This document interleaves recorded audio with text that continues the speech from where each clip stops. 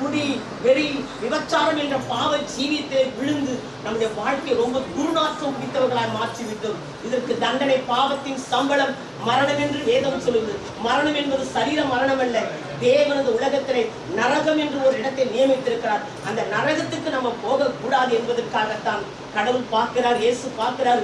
ஐயோ, மனிதனுடைய வாழ்க்கை சீரா இல்லையே, அது தாறுமாறாய் இருக்கிறதே, இவர்கள் எப்படியாகிலும் அந்த பாவ ஜீவியத்திலிருந்து விடுதலையாக்க வேண்டும் என்பதற்காக தேவன் உலகத்திலே மனிதனாக பிறந்து நமக்காக சிலுவையிலே இரத்தத்தை சிந்தி அவர் அடக்கம் பண்ணப்பட்டு அவர் உயிரோடு எழுந்துதார். இயேசு கிறிஸ்துவின் இரத்தம் எல்லா பாவங்களையும் நீக்கி சுத்தமாக்குறது. இது நிரந்தர வாழ்க்கை கிடையாது. இது கொஞ்ச நாள் தான் வாழப்போற வாழ்க்கை.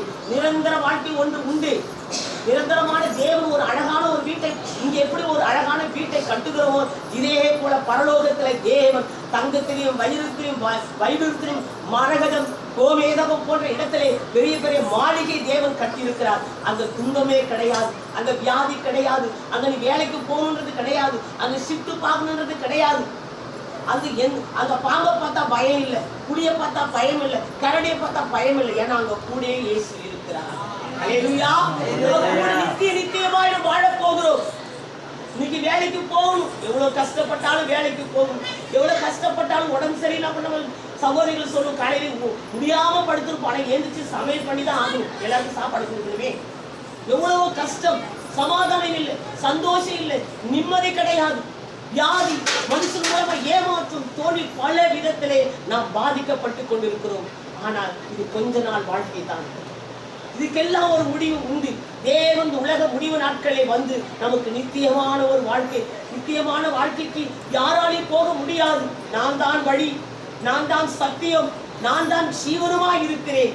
என்னை இல்லாத ஒருவர் கூட பரலோக ராஜ்யத்திலே சொர்க்கத்துக்கு வர ஒரே வழி. அதான் அவர் இந்த உலகத்துல வந்து நமக்காக ரத்தத்தை சிந்தி ஒரு வழியை உண்டாக்கினார். அவரை நம்புகிறவர்கள், அவர் மேல வாஞ்சை உள்ளவர்கள், அவரை தேடி வருகிறவர்களுக்கு விடுதலை உண்டு, சமாதானம் உண்டு, ரட்சிப்பு உண்டு, அல்லேலூயா, மீட்பு உண்டு. அவர்களுக்கு பாவ மன்னிப்பு உண்டு.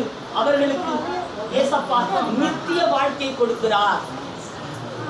அவர்களுக்கு நித்தியமான வாழ்க்கையை ஏசப்பா கொடுக்கிறார்.